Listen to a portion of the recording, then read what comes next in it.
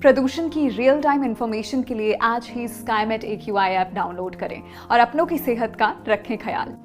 नमस्कार, देश भर के मौसम अपडेट और पूर्वानुमान में आपका स्वागत है। मैं हूं महेश पलावत। तो कल जो बारिश की गतिविधियां काफी ज्यादा कम हुई हैं। हालांकि परसों हमने देखा था कि पूरे उत्तर भारत में जो प्री मानसून एक्टिविटीज थी काफी ज्यादा इंटेंस थी, यानी कि जो धूल भरी आंधी की रफ्तार काफी ज्यादा थी। जैसे जैसे गर्मी बढ़ती है वैसे वैसे इंटेंसिटी इस तरह की प्री मानसून एक्टिविटीज की बढ़ती है। हमने आपको पहले ही बताया था। अब अप्रैल का महीना जैसे जैसे आगे बढ़ेगा उस तरह से तीव्रता बढ़ेगी और मई का महीना सबसे ज्यादा खतरनाक होता है, क्योंकि गर्मी मई के महीने में सबसे ज्यादा होती है। उत्तर भारत में सबसे ज्यादा धूल भरी आंधी और जो तेज बौछारें हैं, ओलावृष्टि वगैरह उस समय होती है। और उसी समय जो पूर्वोत्तर भारत है इसमें तो बारिश होती है, लेकिन पूर्वी भारत में खास करके ओडिशा, झारखंड, पश्चिम बंगाल, बिहार, इन सारे इलाकों में मूसलाधार बारिश होती है। और जो पश्चिम बंगाल के साथ साथ ओडिशा और उसके आसपास के इलाकों में काल वैसाखी भी होती है। काल वैसाखी का मतलब है नॉर्वेस्टर वॉलेंट थंडरस्टॉर्म, जो बहुत ज़्यादा तेज़ी से हवाएं चलती हैं। गेल विंड बोलते हैं, यानी 100 किलोमीटर की रफ्तार से हवाएं चलती हैं और बहुत ज़्यादा तेज बारिश होती है, जिससे काफ़ी ज़्यादा नुकसान होता है। और ये उस समय लाइटनिंग स्ट्राइक यानी कि बिजली गिरने की संभावना भी काफ़ी ज़्यादा रहती है, जिससे कैजुअलिटी बढ़ जाती है। तो उस तरह के वीडियोस में जो आगे होंगे हम आपको बताते रहेंगे। तो फिलहाल शुरुआत करते हैं कि जो पश्चिम विक्षोभ है वो अब धीरे धीरे आगे की तरफ बढ़ रहा है और पिछले 2-3 दिनों के दौरान इसने काफ़ी अच्छी बारिश दी है। जम्मू कश्मीर, गिलगित बाल्टिस्तान, मुजफ्फराबाद, लद्दाख और हिमाचल प्रदेश में, उत्तराखंड में भी बारिश की गतिविधियाँ देखी गई हैं।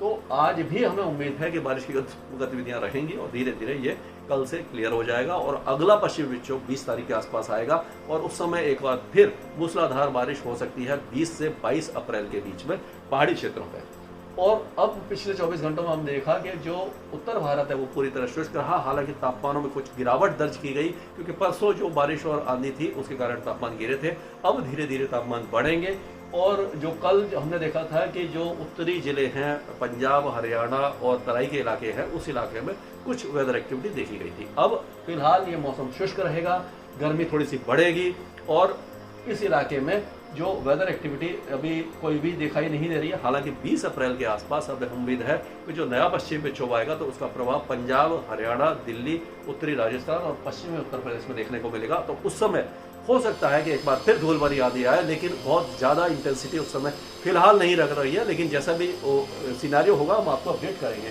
पूर्वी भारत की बात करें तो पूर्वी भारत में एक साइक्लोनिक सर्कुलेशन बिहार और उसके आसपास बना हुआ था, अभी भी बना हुआ है और एक तरफ रेखा यहाँ से विकसित हो रही है पूरे ये छत्तीसगढ़ तक।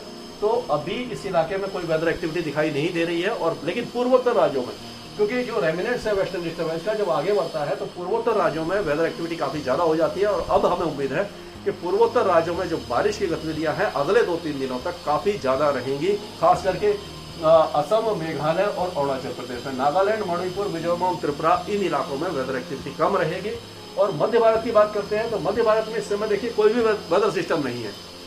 तो इस समय क्या होगा कि जो वेदर सिस्टम न होने के कारण कोई भी वेदर एक्टिविटी नहीं होगी और जो तापमान है वो एक बार फिर बढ़ने लगेंगे। तो अब एक बार फिर हीट वेव जैसी कंडीशन बन सकती है अगले 2 दिनों में। अब जो गुजरात है, दक्षिणी मध्य प्रदेश है, विदर्भ और मराठवाड़ा में, छत्तीसगढ़ में भी तापमान बढ़ेंगे। तो अब बात करते हैं हम दक्षिण भारत की। तो दक्षिण भारत में अभी भी बारिश की गतिविधियां जारी हैं, क्योंकि एक विंड डिसकंटिन्यूटी या तरफ रेखा आप देखिए कि नॉर्थ इंटीरियर कर्नाटका से तमिलनाडु तक आ रही है और इस जगह पर तमिलनाडु और केरल के पास एक चक्रवाती हवाओं का क्षेत्र बना हुआ है। नमी वाली हवाएं अरब सागर और बंगाल की खाड़ी से नमी पहुंचा रही हैं। तो ये जो इलाका है यानी कि केरल और आंतरिक तमिलनाडु में बारिश की गतिविधियां अभी जारी रह सकती है। अगर हम मैप देखें इसका रेनफॉल का तो देखिए ये जो पहाड़ी इलाकों में बारिश रहेगी, पूर्वोत्तर राज्यों में काफ़ी अच्छी बारिश रहेगी। और अगर हम नज़र डालें दक्षिण भारत, और दक्षिण भारत में भी केरल और तमिलनाडु बारिश रहेगी। अंडमान निकोबार द्वीप समूह में भी बारिश की गतिविधियां जारी रह सकती हैं। इसके आगे जो भी अपडेट होगा हम आपको आगे बताते रहेंगे स्काईमेट वेदर में। अभी के लिए इतना ही। मौसम से जुड़ी जानकारी और लाइव मौसम खबरों के लिए हमारे YouTube चैनल को सब्सक्राइब करें और बेल आइकॉन दबाकर हर अपडेट पर रखें नजर।